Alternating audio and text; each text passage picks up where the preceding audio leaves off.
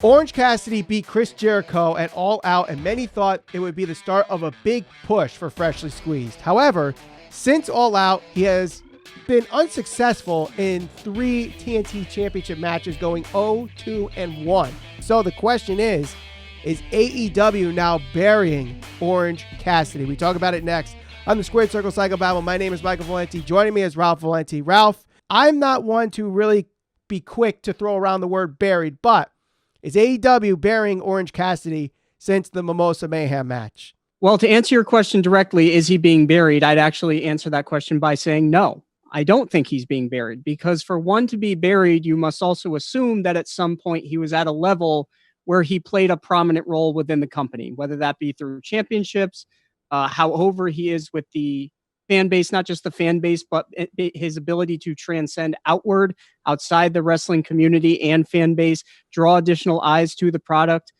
That is what, to me, would be buried. If you have somebody at a prominent level, like a Chris Jericho, like a Drew McIntyre, like a Randy Orton, like a Jon Moxley. In my opinion, Orange Cassidy has been placed on this high pedestal because he is over with a subset of the AEW fan base that is extremely niche, and they all want to see him be successful. Myself included, I wouldn't mind Orange Cassidy being successful, but I said this from the beginning. Is the guy a main eventer, and does AEW see him as a main eventer? I hate to tell everybody I told you so, but 3 months ago, I told you so. I told you he wasn't going to be a major player in AEW. I told you that they weren't going to push him into this prominent role. And since that time when I told you guys that that wasn't going to happen, like you pointed out, what's his record? In the company where record is supposed to mean everything, he's 2-2-1, with his most impressive win in singles competition probably coming over in Helico or 7, I believe. One of them, Dark Order arithmetic numbers. Correct. I can't remember which one it is. Look, we need to start being realistic. We need to start having the conversation and be understanding that, look, there is a subset of the AEW fan base that wants to see this guy successful, but it's not going to work with the majority of the wrestling fan base. And the sooner people realize that, the better off all of the fan base will be. Yeah, but here's what I think of it. First, I do think AEW finds him as a big proponent in the growth of the promotion. The reason I say that is, one, they put him in a 3-month storyline with Chris Jericho. Now, it's done nothing since. He has 3 TNT Championship matches since that win over Jericho in the Mimosa Mayhem match. So you could say, in a sense, he actually is getting pushed somewhat strongly because he's been in 3 TNT Championship matches. One went to a time limit draw against Cody. The other one, he was protected because there was outside interference. So there's that as well.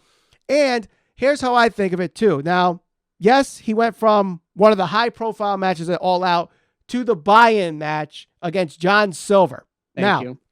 Now, I understand where some people might be like, oh, this is a burial. This is, him getting lower stock or whatever. But the purpose of the buy-in is to make sure those that are undecided, they're not sure if they're going to buy the show yet, buy the show. It's the same with the kickoff in WWE. You put people that you trust enough to get those undecided buyers to actually buy the match or buy the show. WWE did this a lot with the New Day. And the New Day were in a bunch of kickoff matches, and people are like, why are they putting them on the kickoff? They did this with Rusev to an extent as well. Why are they putting these guys on the kickoff? This is kind of a degradation, you would think. But no, Vince McMahon and Tony Khan are like, look, these are guys that are popular with our current fan base that we're hoping can entice those that are casual, unsure, to draw them into this next 4 hours of whatever pay-per-view it is. So if Orange Cassidy and John Silver could have a good match, imagine what you could see if you pay the $50. You're going to get Cody versus Darby Allin. You're going to get Moxley versus Eddie Kingston, Kenny Omega versus Hangman Page. So if this match was good with 2 guys you don't know, imagine the matches you'll see with guys you do know. So now we're trying to pretend that he's the guy that's going to entice people to buy pay-per-views. No. That's not what I'm saying. What I'm saying is he's a guy that the fan base already like. But Yes. to those that are a little unsure, if he has a good match with John Silver, 2 unknowns, and you see the card of those that you do know, it's going to help buy for those unsure buyers. Yeah, he's going to encourage people to buy the pay-per-view. Yes. I understand that. Okay. So this is my main thing. The argument that I've been hearing all along. This is what people always comment in the comments section. You just don't get it, Ralph. You just don't get it. Well, okay. I want somebody to tell me, what don't I get? What am I missing here? If AEW, the company that he's working for, has him go and defeat Chris Jericho not once but twice, would you not assume that would traject him onto a better path, to a main event level? I asked you the day after he won that match, do you see him going and beating a John Moxley, a Brodie Lee, a Cody? Can you realistically see him winning any of those matches? You told me the day after he beat Chris Jericho in that Mimosa match, you said no. I still don't see him at that level. And that's not because I dislike him as a professional wrestler. I've been on record many times here saying, I think he is a good wrestler. I'll say it again. I think he is a good wrestler, but I think his character is so divisive that, one, it drives off any of the fans that want to see a legitimate, real staged competition between two wrestlers with his play kicking and all of that other silliness that comes with him. They tried, or they at least made it seem like they were going to put him on a more serious path, cutting different promos, having him be a little more aggressive. And then they just revert back to the play kicking when the match with Cody. And then I guess this previous match, he wanted to take it a little more seriously. So you didn't get as much of that. But I want people to tell me, just going in the comment section or telling me you don't get it, that's not a good enough approach anymore. That doesn't justify his record. That doesn't justify why he's on the buy-in against a guy, Silver, who is only over because of his skits on BTE and not so much what he does on Dynamite. Again, another guy who's over specifically with a subset of the fan base. Most of the people, the casual fans who tune into Dynamite on a weekly basis, they probably don't know about what Silver does on BTE. I know about it, you know about it, but you probably have to be a much more hardcore fan to know about his skits on that. So now, after having won those matches, he's now on the buy-in. You're trying to justify it. That's fine. You're entitled to your opinion. But I want people to legitimately tell me. So tell me, what am I missing? What am I overlooking? What is it that I don't get about him that supposedly some other guy just supposedly understands that I just can't see? Do you know it? Do you know the answer to it? I think I do. I'm going to try to explain it the best I can. And maybe someone I'll sit back and listen. Go ahead. Someone in the comment section might be able to explain this better than me. But I think what the problem is, you're trying to compare Orange Cassidy to like Hulk Hogan, Stone Cold Steve Austin, The Rock, like mega draws, like best. Let me stop you right there really quick. Am I comparing him to that level, or are there people that want to pretend that he's already at that level? It's a little bit of both. Now, some people feel like he could be the next megastar, or he has captivated this audience and the numbers show that, he could sell merchandise. He can draw in viewers. He's a draw, depending on your definition of draw. Now, if you're the person that calls a draw, the person on the marquee is the only person that can draw and everyone on the undercard is nothing, I get your point. But in today's society, in today's wrestling world, there's no marquee. The brand is the marquee. WWE is the marquee. AEW is the marquee. So really, the way to gauge whether or not someone is a draw is merchandise sale, is ratings and their specific minute-to-minute or quarterly ratings. And Orange Cassidy has, to an extent, checked those boxes. Is he Austin? Is he Hogan? Is he The Rock? Absolutely not. Is he Jericho? Is he MJF? Is he Moxley?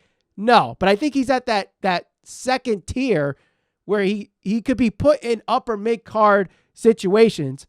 And he has succeeded with those storylines with Jericho and those matches with Cody. I personally was not a fan of either one, but it's not his fault. He did the best he could with those matches.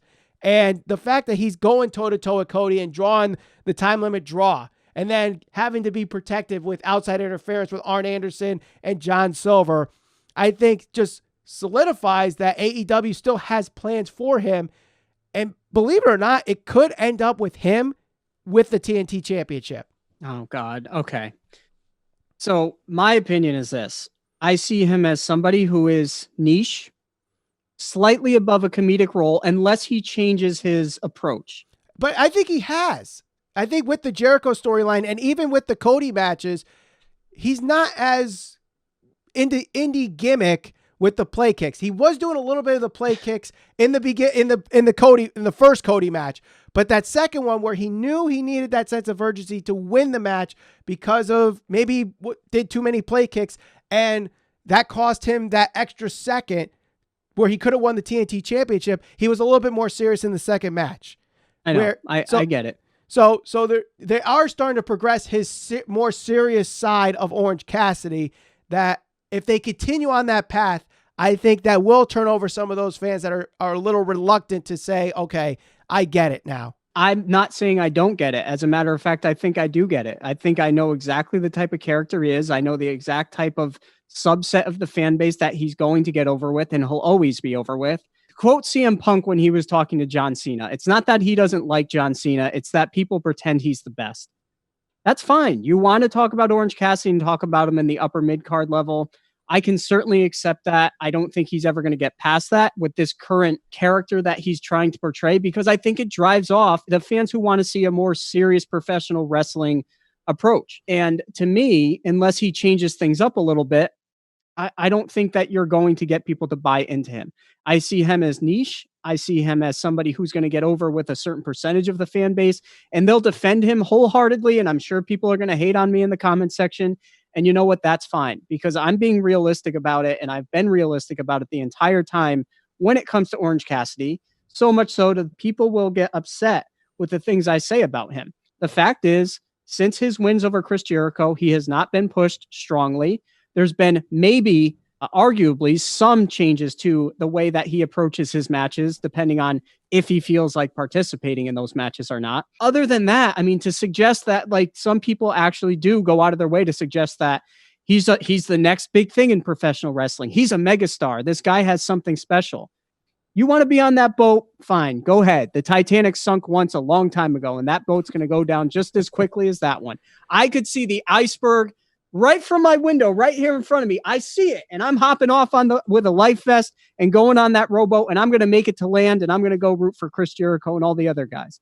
I'm not going to be on the SS Orange Cassidy anymore. So enjoy the ride. I'll be here in a year from now when we revisit this conversation, hopefully when fans come back and when we're still pretending that he's this megastar that has 127,000 followers on social media, which I don't know any megastars and draws that have that little of a following. That's certainly surprising to me. Well, I'll be the one telling you I was right all along.